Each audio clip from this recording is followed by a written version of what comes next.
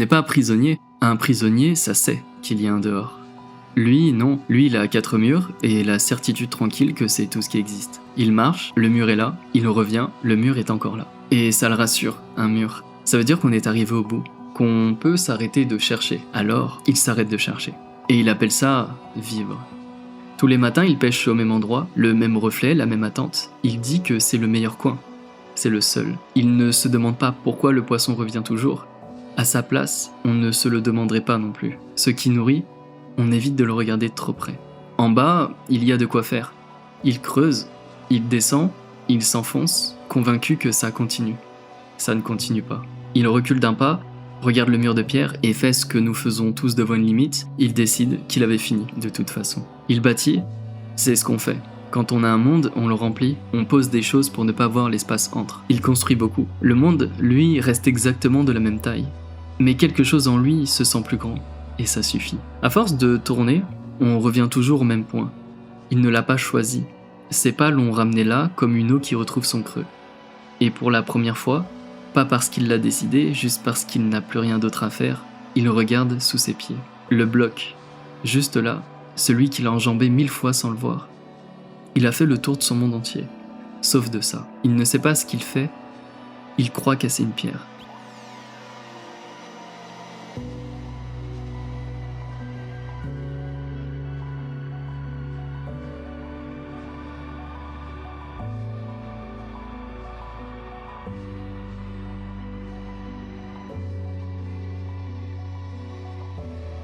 Maintenant tu montes et le sol s'éloigne, et tu vois.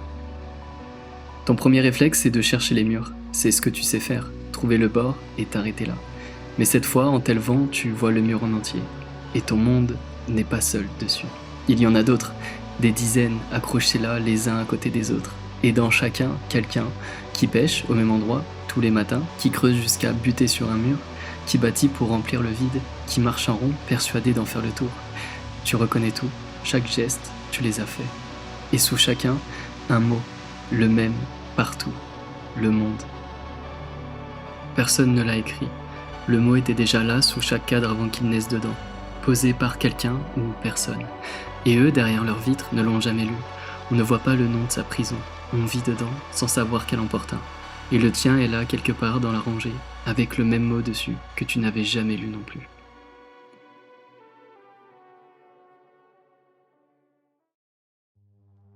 Alors tu fais quelque chose de fou, tu retournes dans ton monde.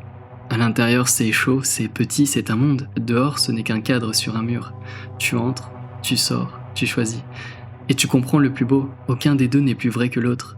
Le dedans n'est pas un mensonge, le dehors n'est pas la vérité. Deux endroits opposés les yeux. Pour la première fois de ton existence, tu choisis lequel. Tu as vu, toi, ce qu'aucun d'eux en bas ne voit.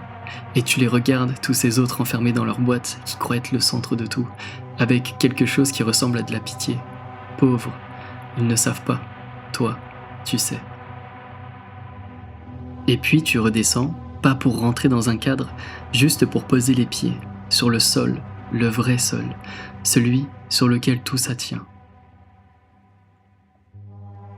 Et là, en bas, tu lèves les yeux. Ces mondes que tu survolais comme des images, vus d'ici, à leurs pieds, ils sont immenses. Ils montent plus haut que ton regard ne porte. Tu marches au pied de tout ça, et tu sens pour la première fois ta taille. Tu n'es pas le spectateur qui survole, tu es une chose minuscule qui avance, en bas, sur le sol qui porte des mondes. Et la question monte, celle que tu voudrais ne pas poser.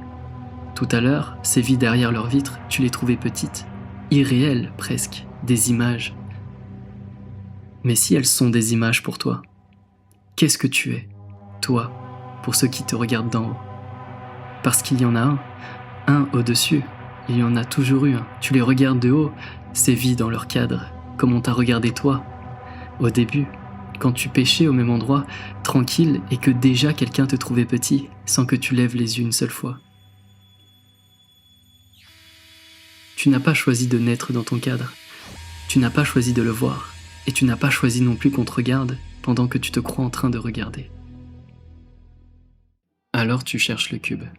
Tu sais qu'il est là, il est toujours là, le voilà. La même couleur qui ne va pas, au pied des mondes. Tout à l'heure, tu te croyais arriver. Maintenant, tu sais que tu n'as fait qu'ouvrir une porte de plus, et qu'au-dessus, il y en a une autre. Mais tu ne peux pas t'arrêter, pas si près. Il faut que tu saches jusqu'où ça monte. Cette fois, tu ne crois pas casser une pierre. Cette fois, tu sais.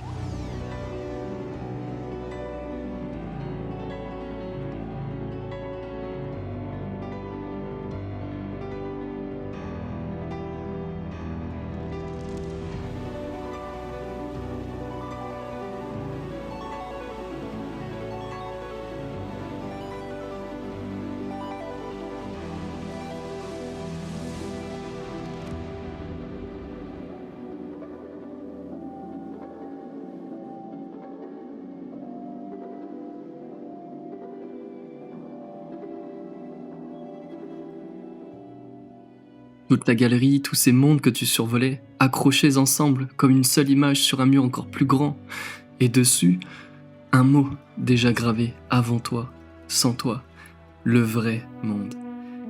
Tu croyais être celui qui avait vu, mais ta galerie aussi a son nom, écrit sans te demander, que tu n'avais jamais lu. Ta lucidité était déjà accrochée à un mur, étiqueté d'avance. Tu n'as même pas choisi ta propre fierté.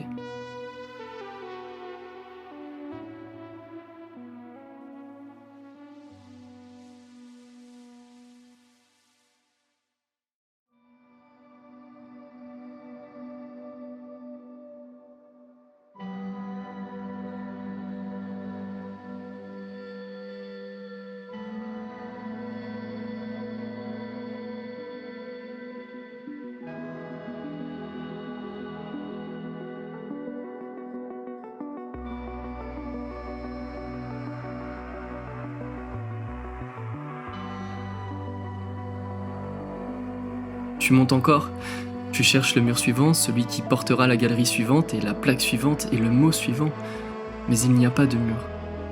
Tu montes et le noir reste le noir. Tu vas plus vite et le noir reste le noir. Tu te retournes derrière toi, tout ce que tu as quitté n'est déjà plus qu'un point. Devant toi, rien. Pas un plafond, pas un bord, pas une lumière au bout, juste ça qui continue. Au loin, il y a bien quelque chose, du rouge, une paroi peut-être, une limite. Tu voles vers elle, longtemps, le temps que tu mettais avant à traverser un monde entier, et elle ne se rapproche pas. Comme si chaque battement d'aile, le noir le reprenait.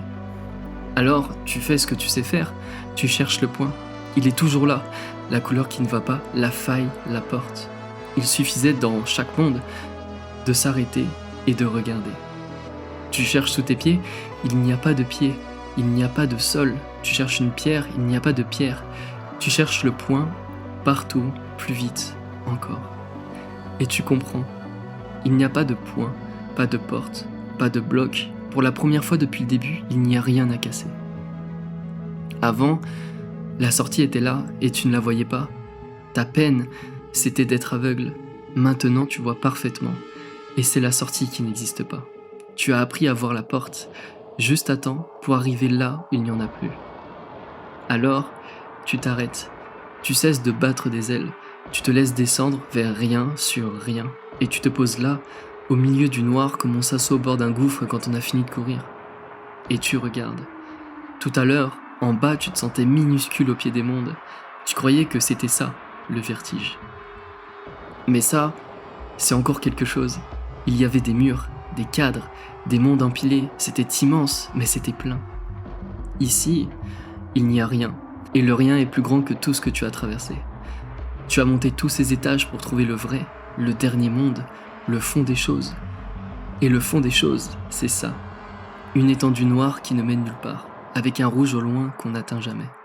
Toute cette hauteur, tous ces mondes, pour débaucher sur quelque chose qui ne veut rien dire, qui ne répond à rien, qui est là, immense et muet.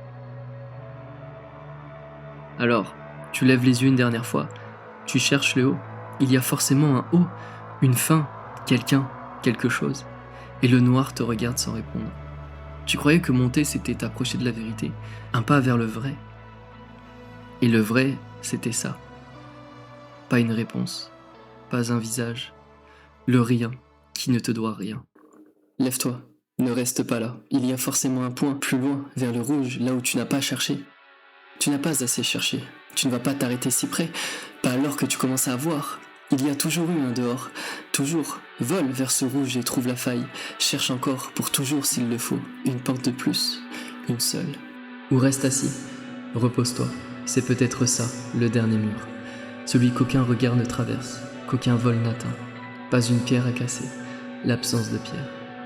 Tu n'es peut-être pas le seul, assis dans le noir. Quelque part, d'autres, au bout de leur montée. Chacun devant son rien. On est ensemble, peut-être. Mais chacun dans son noir. Derrière toi, il y a tout ce que tu as quitté. Les murs, l'eau, la pierre, la petite image et le gros monde. Ils sont encore là, encore vides. Tu peux y retourner. Et si tu y retournes, tu verras les bords, même de l'intérieur. Tu seras dans le cadre et tu le sauras. Tu seras seul et tu le sauras aussi. Alors, te lever et voler vers le rouge pour toujours, ou rester assis et redescendre. Chercher une porte qui n'existe pas, ou choisir parmi tout ce qui reste, ou poser les yeux. Tu seras toujours le seul à regarder par ces yeux-là. Tu peux changer de cadre autant que tu veux, tu seras toujours le seul à regarder par ces yeux-là. Et toi, tu ne sais pas non plus. Tu ne sais pas s'il faut chercher pour toujours, ou s'asseoir et regarder ce qui existe.